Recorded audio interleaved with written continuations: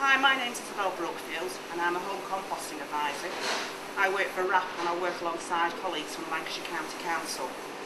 One of my roles is to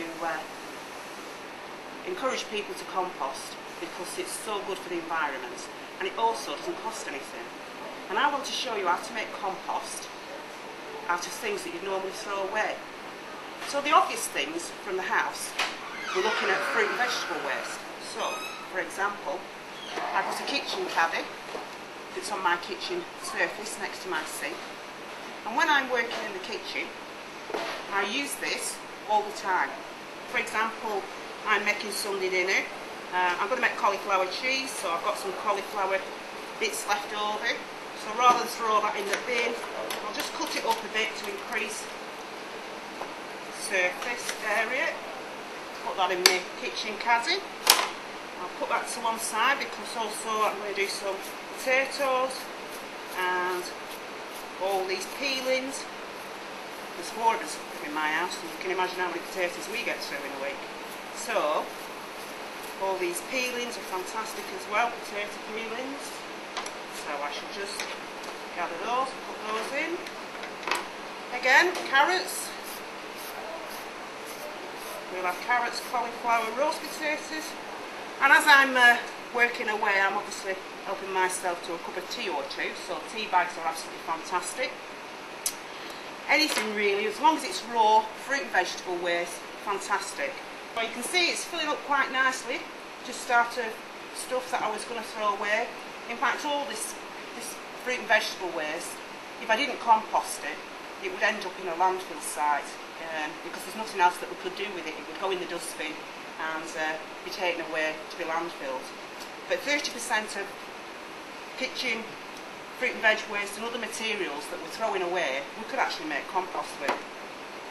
Also, I've got a pineapple. You see, I'm just going to cut this as well so that it increases the surface area. But this will compost down absolutely fantastic.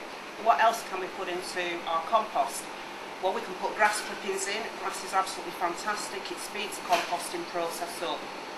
But sometimes there is a danger that people put far too many grass cuttings in than it's good for the compost. For example, if you fill it with more than one sort of bucket full of grass clippings, what happens is the lawn clippings rot down very, very quickly. And if you fill it very full with grass clippings, what will happen is you won't end up with compost, you will end up with sludge. So be very careful not to put too many grass clippings in. Also, what else can we put in from the garden?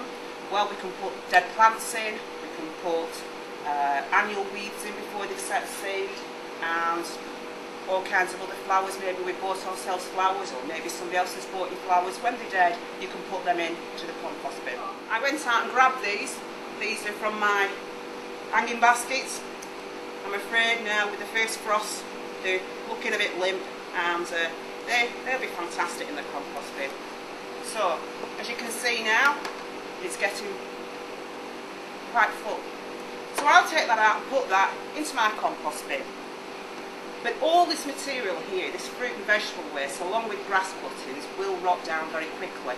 And in fact, as I said, they won't make compost, they'll turn into a kind of slush. So we need to slow it down, and we need to give it a bit of structure.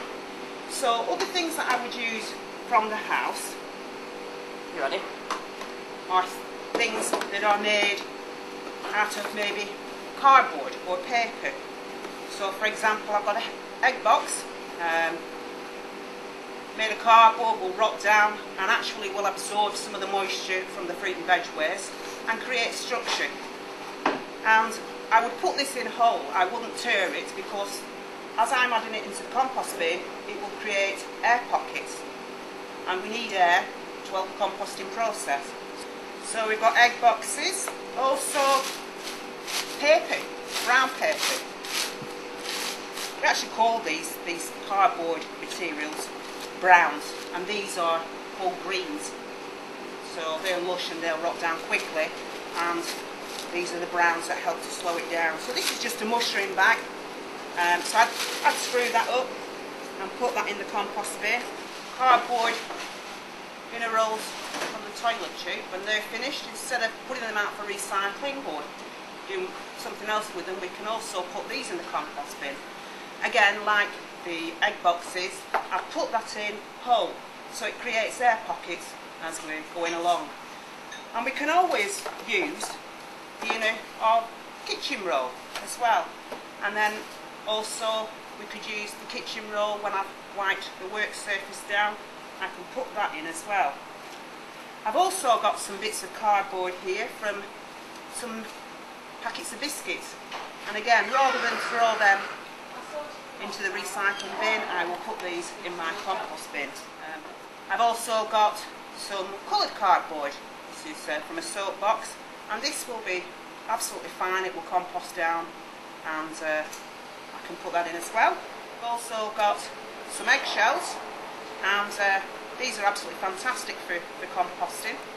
Although they don't always break down completely, they are really good for the garden. They contain calcium, and worms love them. They aid the digestive system. I think probably when you're adding this to your compost bin, it might be a good idea just to sprinkle them up a little bit. So we've got our brown materials, and we've got our green materials, and we need to make sure that we've got roughly a 50-50 balanced mix. So for example, every kitchen caddy full of this green fruit and veggie waste, I need about the same amount in cardboard and paper. And one particular thing that you could do, if you run short of brown materials, you could also use newspaper.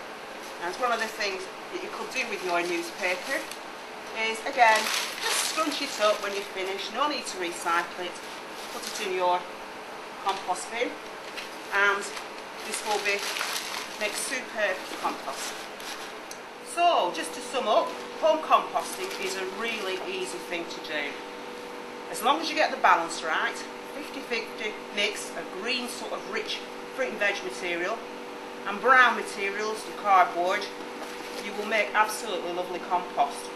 And don't forget to make sure that when you put things in, you do include air. No need to shred it up and tear it into pieces. Okay, so we know what we can put into our compost bin.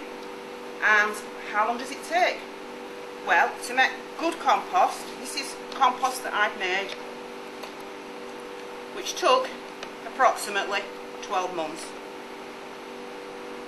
And it was made just using those ingredients. Okay, so I hope I've convinced you that making compost is a really easy thing to do. It's absolutely free, it doesn't cost you a penny, and not only that, you're saving the environment. 30% of the things that we're throwing away in a landfill site could be turned into compost. So, if you need any more information, please visit our website on www.recyclenow.com/compost. Thank you.